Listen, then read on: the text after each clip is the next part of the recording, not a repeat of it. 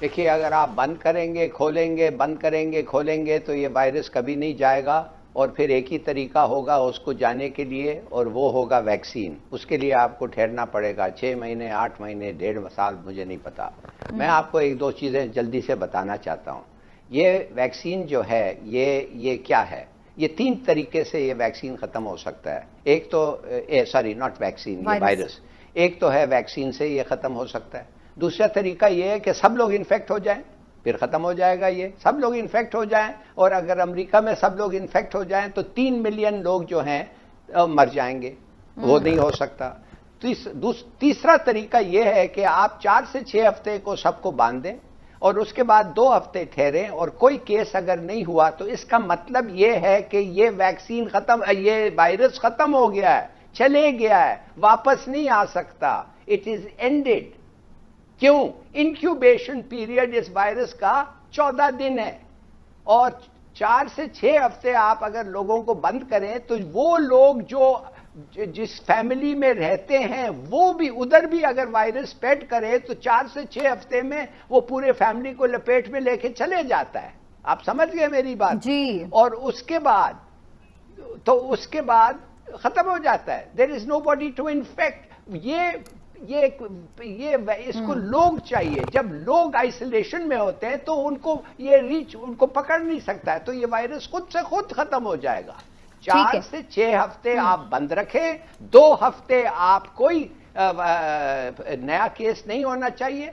वही किया जो चीन। और इसमें 4 से 6 हफ्ते आप ये कह रहे हैं कि टाइट वाला लॉकडाउन होना चाहिए, कर्फ्यू टाइप, जिसमें हम ये वाला लॉकडाउन नहीं, जिसमें हम देख रहे हैं कि जो तफरी वाला लॉकडाउन ना हो, फिर वो सही वाला कर्फ्यू टाइप। अभी आप कराची में तो आज ट्रैफिक जैम्स थे भाई। मेरा कैमरामैन आगे कह रहा है कि ट्रैफिक जैम्स थे कराची में। खुदा के लिए ये तरीके से ये खत्म नहीं होगा।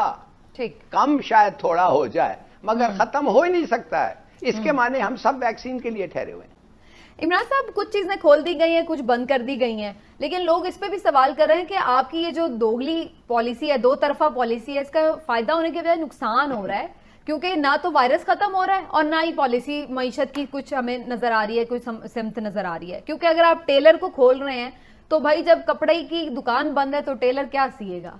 अगर आप इसी तरह और कई मिसालें ले सकते हैं कि अगर आप प्लम्बर को खोल रहे हैं तो अगर बाकी सारा सामान सैनिटरी का बंद पड़ा है तो वो क्या लगाएगा, कि कैसे काम करेगा। तो ये तो फिर फायदा नहीं है कि आप आधी चीजें खोल दें, आधी बंद करें, उससे ना तो मईशत चलेगी और ना ही कोरोना रुकेगा। इसमें ना 2-3 चीजें हैं। एक तो मैं बता दूं कि हिलाली साहब खुश हो जाए, मैं अभी उनको एक खुशखबरी भी सुनाऊंगा।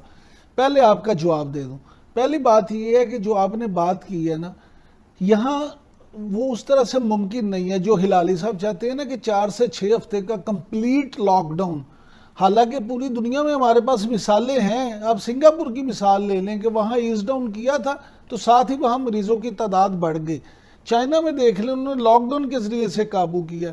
लेकिन हमारे मुआशी हालात ऐसे नहीं है कि आप बिल्कुल उस तरह का लॉकडाउन कर दें। कोरोना से तो पता नहीं, हुकूमत भी ये समझती है कि कोरोना से तो पता नहीं लोग मरने या बचने हैं, भूख से 100% मर जाएंगे, इसलिए वो ये खतरा नहीं मोल लेते या ये अफोर्ड नहीं करते। पहली बात।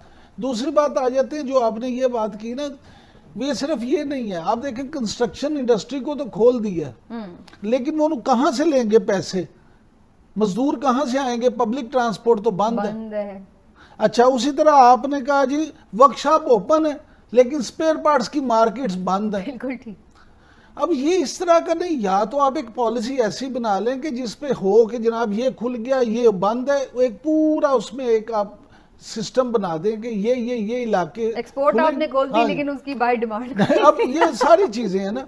अब आ जाते हैं इंटरलिंक्ड है। आप घर बना सकते हैं मगर प्लम्बर नहीं है। सर मैं यही घर बना सकते हैं मगर प्लम्बर नहीं है। नहीं, लेकिन घर कैसे बनाएंगे सर? घर बनाने के लिए आएगा तो घर बनेगा ना। हालांकि ये जो हफ्ता अभी चल रहा है ना, ये पाकिस्तान में बहुत सख्त साबित हुआ। इसी हफ्ते में एक दिन में सबसे ज्यादा जो अमवात है 17, वो इसी हफ्ते में हुई है। और ये बड़े 15 दिन माहिरीन के मुताबिक, डॉक्टरों के मुताबिक बड़े क्रिटिकल है। इसलिए एहतियात जितनी भी हम कर सके हमें करनी चाहिए। अब आ जाते हैं हिलाली साहब, आपको जो मैं खुशखबरी सुनाना चाहता था वो खुशखबरी सुन लें। खुशखबरी ये है हिलाली साहब कि अमेरिका में दो चीजें हुई हैं। एक तो ये कि उन्होंने ये तजर्बा किया है कि मीजल्स जो खसरा है बड़ा एक बहुत बड़ा ब्रेक थ्रू है कि उसकी उन्होंने जो वैक्सीन थी उसमें थोड़ी सी मॉडिफिकेशन करके तो उन्होंने जानवरों पे ये आजमाई है अमेरिका में। उसका रिजल्ट ये निकला है जनाब कि वो कहते हैं इसके हमें रिजल्ट बहुत अच्छे आए हैं, 100% इससे जानवरों में बेहतरी आई है। ये वैक्सीन अगर अप्रूव हो जाती है तो 2 महीने में मार्केट में अवेलेबल हो जाएगी। दूसरी खुशखबरी सुन ले, दूसरी खुशखबरी भी अमेरिका से है। एडोला की जो एक बीमारी है उसी से उन्होंने उसमें भी उसकी दवाई में मॉडिफिकेशन की है और उन्होंने इसको इंसानों पे अप्लाई किया है। अच्छा, हाँ जी, अब इंसानों पे अप्लाई करके हिलाली साहब 78% इसके रिजल्ट आए हैं, यानी 78% लोगों को उससे आराम आ गया। अब उन्होंने इस पे क्या किया मजीद, अब उन्होंने इसका साइंटिफिक रीजन वो ढूंढ रहे हैं कि जनाब जो 22% लोगों में इसका अच्छा रिजल्ट नहीं आया उसकी क्या वजह है। अगर वो इसमें भी पहुंच जाते हैं तो उन तबी माहिरीन का कहना है कि जनाब ये भी फिर हम दवाई बहुत जल्दी मार्केट में अवेलेबल करने के काबिल हो जाएंगे। लेकिन हिलाली साहब ये बताइएगा सर कि वजीर आजम साहब को भी कुछ मिल रही हैं इधर उधर से कंप्लेंट्स ना अपनी कैबिनेट के बारे में। अब उन्होंने कारकर्दगी रिपोर्ट मांगी है, लेकिन आपको लगता है ये सिर्फ दिखावे के एक्शन है? फिर से वही होगा कि स्लिप के फील्डर को वो बाउंड्री पे खड़ा कर दिया, बाउंड्री का फील्डर उठा के मिड ऑन पे ले आए, वजारतें तब्दील होती रहेंगी, एक्शन तो किसी के अगेंस्ट हमने कोई बहुत सख्त नहीं देखा। हाँ, मेरे ख्याल में इनको मैनेजमेंट और एडमिनिस्ट्रेशन के बारे में कोई ख़ास नहीं आता है। देखिए, दूसरी बात यह है कितने इम्पोर्टेंट मिनिस्टर्स हैं। 18th अमेंडमेंट के बाद एक फाइनेंस मिनिस्टर इम्पोर्टेंट है, वो तो IMF कंट्रोल कर रहा है। एक कॉमर्स मिनिस्टर शायद इम्पोर्टेंट होता, वो तो WTO कंट्रोल कर रहा है।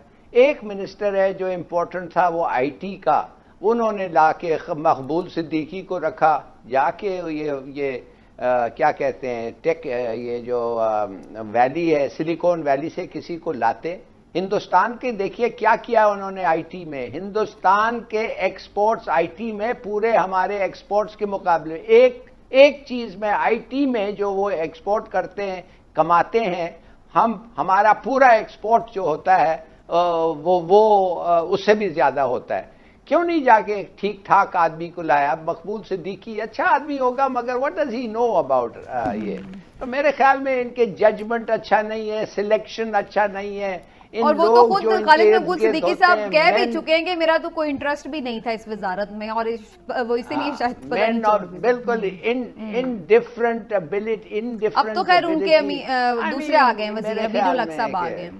लेकिन हिलाली साहब, इनके पास कुछ ऐसे मिनिस्टर्स हैं जो उनका नाम उनको सुनता ही नहीं है आदमी, वो पता नहीं किधर हैं, वो दे आर लॉस्ट। मैं नाम नहीं लेना चाहता, मगर दे आर लॉस्ट। उनको उनका मैं I haven't heard a word.